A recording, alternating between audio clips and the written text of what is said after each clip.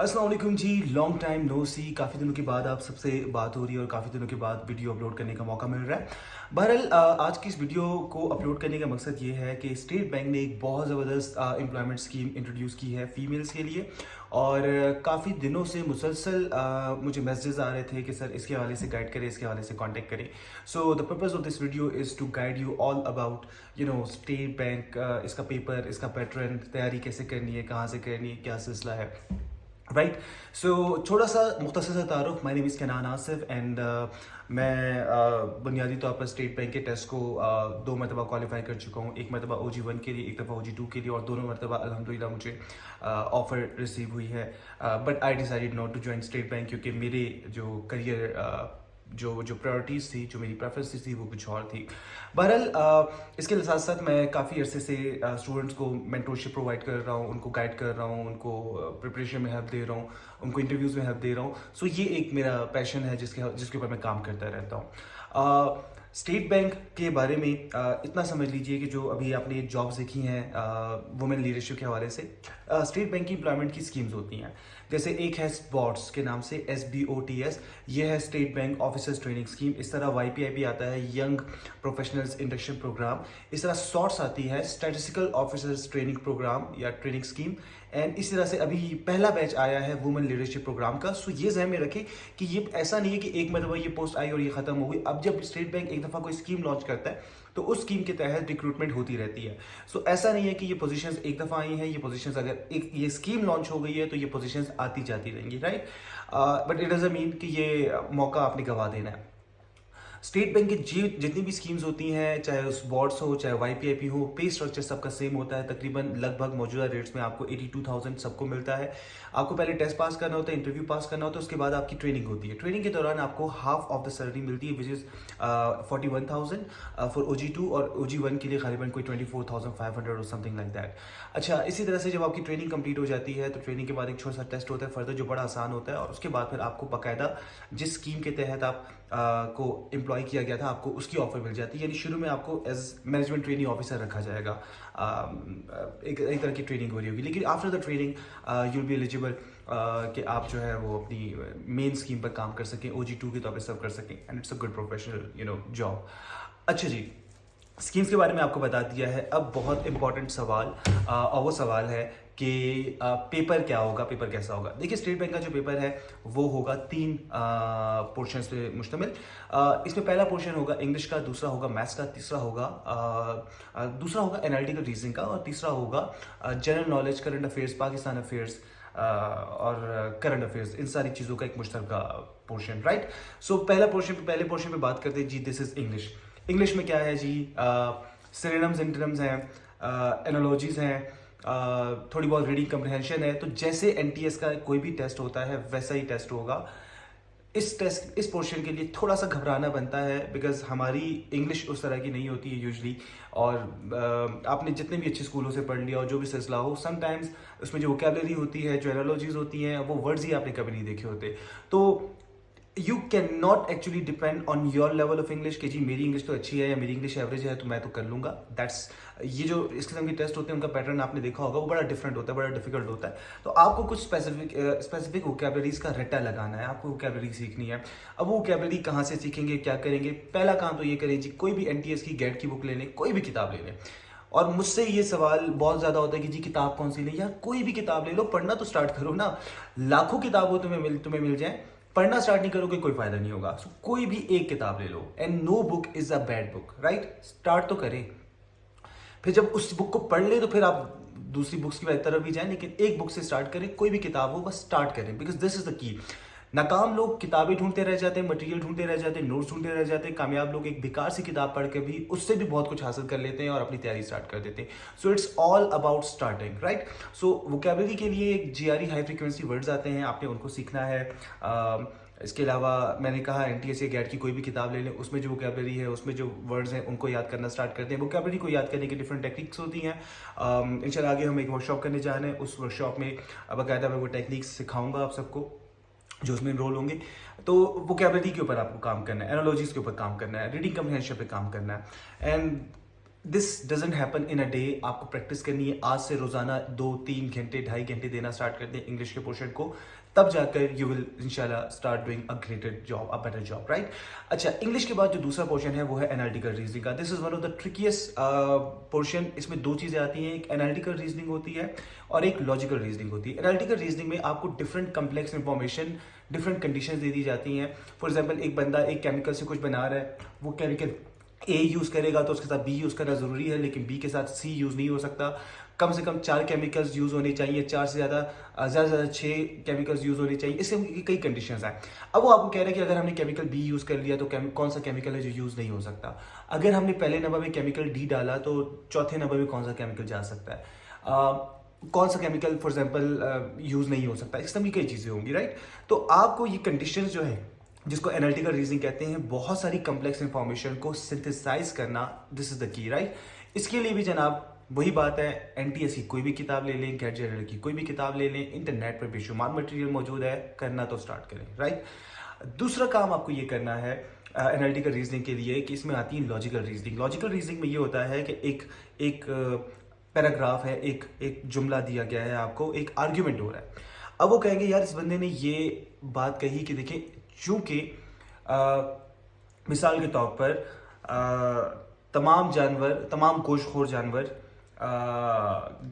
तमाम गोश्तखोर जानवरों के दांत नुकीले होते हैं, तो हर नुकीले दांत वाला जानदार जो है वो गोश्तखोर होगा।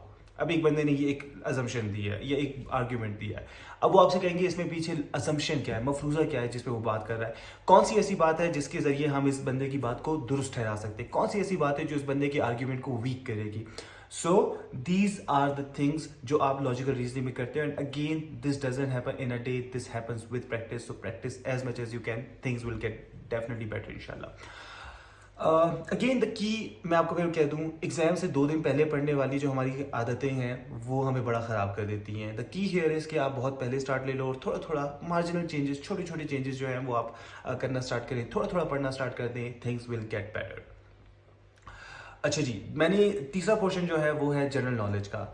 जनरल नॉलेज बेसिकली मैं इसको जनरल नॉलेज कह रहा हूँ, लेकिन इसके अंदर general knowledge, current affairs, economy of Pakistan, इस किस्म की बहुत सारी चीज़ें आएंगी। सबसे पहले let's talk about general knowledge. General knowledge में कुछ भी आ सकता है। पाकिस्तान लेवल की जनरल नॉलेज हो सकती है, इंटरनेशनल लेवल की जनरल नॉलेज हो सकती है, करंट अफेयर्स हो सकते हैं, तो मिक्सअप होगा। पाकिस्तान अफेयर्स हो सकते हैं 1947 से ऑनवर्ड, स्पेशली बहुत ज़्यादा इंपॉर्टेंट है। इसके अलावा जी आपका क्या कहते हैं, ये बेसिकली ओवरऑल एरिया है। इसके अलावा इकोनॉमिक्स ऑफ पाकिस्तान के जो इकोनॉमिक स्टेट है, अफेयर्स हैं, पाकिस्तान की जो जीडीपी है, जीडीपी रेट आपको पता है 5.79% आया लास्ट ईयर का, इस ईयर का 2022 का जो एस्टिमेटेड आ रहा है हमारे पास। इसके अलावा वी हैव हमारा करंट अकाउंट डेफिसिट, हमारे फॉरेन एक्सचेंज रिजर्व्स, इस किस्म की जो फैक्ट्स एंड फिगर्स हैं ये देखना बहुत ज़रूरी है। अब इसके लिए तैयारी कैसे करनी है जनरल नॉलेज के लिए, तो यार फिर वही बात, कोई एक किताब उठा लो, कोई एक किताब ले लो। एमसीक्यूज की किताब ना हो, एमसीक्यूज की किताबों से हट के बात करो, ऐसे के हिसाब से चीज़ों को पढ़ना स्टार्ट करते हैं ताकि आपकी नॉलेज जो है वो आपके जहन में रहना स्टार्ट कर दे। एमसीक्यू बंदा पढ़ता है भूल जाता है। सो this is the first thing. दूसरा, इकॉनमी ऑफ पाकिस्तान के लिए स्टेट बैंक का अपना एक इदारा है, institute of banking of Pakistan, IBP, institute of banking of Pakistan. इनके वीकली इकोनॉमिक बुलेटिन होते हैं, उनको पढ़ना स्टार्ट कर दें, उनके नोट्स बनाना स्टार्ट कर दें। लास्ट टाइम ये हुआ कि अभी 2-3 महीने पहले बोर्ड्स की जॉब्स आई थी, उसमें ट्रिक ये हो गई स्टूडेंट्स के साथ कि जो इकोनॉमिक लेटर्स थे उसमें से कंटेंट भी बहुत ज़्यादा नहीं आया। जीडीपी लोग याद कर रहे थे फिगर्स और उसमें भी बहुत सारी चीज़ें याद कर रहे थे, वो नहीं आई, बट दैट कैन हैपन। लेकिन ये बहरहाल एक बहुत इंपॉर्टेंट पार्ट होता है, तो आपको इकॉनमी ऑफ पाकिस्तान को पढ़ के जाना है। इसके अलावा बैंकिंग की टर्म्स भी आ सकती हैं, ठीक है ना, कि फॉर एग्जांपल कमर्शियल बैंकिंग क्या होती है, इंडस्ट्रियल बैंकिंग क्या होती है, शॉर्ट टर्म लोन्स क्या होते हैं, लॉन्ग टर्म लोन्स क्या होते हैं, तो ये थोड़ा बहुत आपको आइडिया होना चाहिए। अब इसमें एक और चीज़ समझ लें, स्टेट बैंक के टेस्ट में आपके 100 में से 90 नंबर हों आप फेल हो सकते हैं, और एक बंदे के 100 में से 75 नंबर हैं वो पास हो सकता है। अब ये पासिंग क्राइटेरिया कैसे डिटरमिन होता है? पासिंग क्राइटेरिया ऐसे डिटरमिन होता है कि आपके जो 3 पोर्शन हैं, आपको तीनों में जो है ना, फॉर एग्जांपल 70% मार्क्स लेने। 70% में आपको एक वैसे ही बता रहा हूँ, ये क्राइटेरिया डिफर करता है, ये चेंज होता है, हर साल डिफरेंट होता है, लेकिन लास्ट ईयर मेरा ख्याल है अभी जो 2-3 महीने पहले एग्जाम्स हुए थे बोर्ड्स के, उसमें यही कोई 70% का क्राइटेरिया था। तो आपने इंग्लिश में 40 में से फॉर एग्जांपल 70% यानी 28 मार्क्स लेने, आपने एनालिटिकल और जीके में भी 30 में से 18 मार्क्स लेने। तो ये कुल मिला के आपके फॉर एग्जांपल 100 में से 70 नंबर आपके टोटल भी होने चाहिए, ठीक है ना। और इसके अलावा हर पोर्शन में भी आपको अलग अलग पास होना है, आपको 70% मार्क्स या जो भी क्राइटेरिया मिनिमम आपको वो लेना है। तैयारी बहुत आसान है, कोई बहुत बड़ा मसला नहीं है। और तैयारी के हवाले से एक और बात बता दूं, अक्सर स्टूडेंट हमारे इस बात पर डिसअपॉइंट हो जाते हैं कि ओए जी टाइम ही नहीं है। स्टेट बैंक के हवाले से याद रखें कि आपकी लास्ट डेट के फौरन कुछ दिनों के बाद ही टेस्ट अनाउंस हो जाता है। तो ये मत सोचिएगा कि ओहो टाइम नहीं है, क्योंकि देखिए अल्हम्दुलिल्लाह मैंने जितने भी टेस्ट पास किए उसमें मैंने कभी ये नहीं देखा कि टाइम कितना ज़्यादा है या टाइम कितना कम है। टाइम कम है या ज़्यादा है, मैंने अपनी एफर्ट पूरी की है, तो वो एफर्ट जो है वो कहीं ना कहीं काम आ जाती है। अगर आप स्टेट बैंक के इस टेस्ट की तैयारी करते हैं तो आगे लाइफ में और 100 टेस्ट होंगे, उनकी तैयारी हो जाएगी। तो नाकाम स्टूडेंट्स और कामयाब स्टूडेंट्स का जो एक मैंने इतने सालों में ऑब्जर्व किया है, वो एक फ़र्क ये है कि नाकाम स्टूडेंट ये सोच के छोड़ देता है कि ओ जी टाइम नहीं, फ़ायदा नहीं, वो सिर्फ एक पोस्ट का सोचता है। कामयाब स्टूडेंट को ये होता है कि यार सीखना है, अभी इस पोस्ट को मैं पास ना भी कर सकूं तो चलो खुद को टेस्ट तो कर लूँ ना कि मैं कितना बड़ा कोई 30 मार्क खान हूँ। तो चलो मेरी स्ट्रेंथ्स क्या है, मेरी वीकनेसेस क्या है। So you just have to look at these factors और मेहनत करें इरिस्पेक्टिव ऑफ द रिजल्ट। आपको पता है आपने फेल होना है, फिर भी मेहनत करें, क्योंकि अभी आप उसके लिए जो मेहनत करें आगे कोई भी टेस्ट होगा उसमें आपके लिए आसानी हो जाएगी, right. So this is a very important thing that you have to understand, right. Papers के हवाले से मैंने आपको बता दिया है। अच्छा, आने वाले दिनों में इंशाल्लाह लास्ट टाइम भी मैंने ये किया था कि मैंने 3 दिनों की एक वर्कशॉप रख ली थी स्टूडेंट्स के लिए, उसमें मैंने इनको तमाम चीज़ें करके दिखा दी थी। तो इस बार आई एम थिंकिंग कि हम अगर मुझे मौका मिला तो हम 1 से 2 वर्कशॉप्स रखेंगे। एक वर्कशॉप जो है वो ओवरऑल जनरल प्रिपरेशन के हवाले से होगी कि कैसे करना है 2-3 दिन की, कि इंग्लिश को कैसे प्रिपेयर करें, मैथ्स को कैसे प्रिपेयर करें, जनरल नॉलेज वगैरह के लिए मटेरियल कहाँ से निकालें, कैसे प्रिपेयर करें। Because at the end of the day material doesn't matter. तमाम स्टूडेंट्स, तमाम लोग जो कहते हैं जी मटेरियल दे दें, मटेरियल इंटरनेट पर मौजूद है, जाएं सर्च करें। बट आपको दुनिया की बेहतरीन किताब दे दी जाए तो भी 2 लोग उस मटेरियल का फ़ायदा या अलग तरीके से उठाएंगे, इस्तेमाल अलग तरीके से करेंगे। So what matters is not the material but how you use the material and how you use to how you used to how you use the material and how you utilize the material, I would say. So आपका उस material के इस्तेमाल पे बहुत कुछ depend कर रहा होता है। सो जस्ट मटेरियल को छोड़ दें, मटेरियल कोई भी उठा लें, उस मटेरियल से आप क्या फ़ायदा उठाते हैं, it depends on you and उसके ऊपर आपका रिजल्ट डिपेंड करेगा। So, inshallah, I'll announce the workshops around 2nd of June, hopefully. तो उसके हवाले से चैनल के साथ कनेक्टेड रहिएगा। अच्छा, तैयारी के हवाले से एक और बहुत इंपॉर्टेंट बात, मेरे चैनल पे रिसेंटली अगर आप देखें, आप वीडियोस का कॉलम ओपन कर लें, चैनल में पिछला जो पेपर हुआ है उसको सॉल्व करके मैंने दिया है, एनालिटिकल रीजनिंग को सॉल्व करके बाकायदा सोल्यूशन दिए। उससे पहले का एक पास पेपर सैम्पल पेपर था, उसको मैंने सॉल्व करके दिया है। बहुत सारी और गाइडलाइंस मौजूद हैं, बहुत सारे FAQs हैं स्टूडेंट्स के जिन पे मैंने रिस्पॉन्ड किया है। सो इसके अलावा अगर आपको कोई क्वेश्चन है, यू कैन कमेंट एंड इंशाल्लाह I respond in another video. मैं दूसरी वीडियो में आके आपके क्वेश्चंस पढ़ के आपको जवाब दे दूंगा। सो दिस इज इट। डाउट्स को निकाल दें, मेहनत करें, इरिस्पेक्टिव ऑफ द रिजल्ट के पास होते हैं, फेल होते हैं, मेहनत करनी है। आपका गोल रिजल्ट नहीं होना चाहिए, आपका गोल मेहनत होनी चाहिए। और जब आपका मकसद मेहनत बन जाता है तो चीज़ें बड़ी आसान हो जाती हैं। This is it, right. In case you want to enrol for the workshop, contact number मेरा है, बट इसमें मैं सिर्फ व्हाट्सएप पे अवेलेबल हूँ, because usually I am out of Pakistan and obviously I can not मुझे सिग्नल्स मेरे पास नहीं होते, लेकिन व्हाट्सएप पे मेरा ये नंबर अवेलेबल है। So you can contact me only on WhatsApp and the number is 03466 567 890। ये नंबर मैं डिस्क्रिप्शन में भी दे दूंगा, तो आप वहाँ से भी नंबर को नंबर पे कांटेक्ट कर सकते हैं और आप वर्कशॉप्स वगैरह के लिए इनरोल हो सकते हैं। सो this is it. I hope कि मैंने आपको गाइड कर दिया है। कोई सवाल है, कोई कंफ्यूजन है, कोई परेशानी है, so do write in the comments and इंशाल्लाह I try to respond. Thank you so much, all the very best.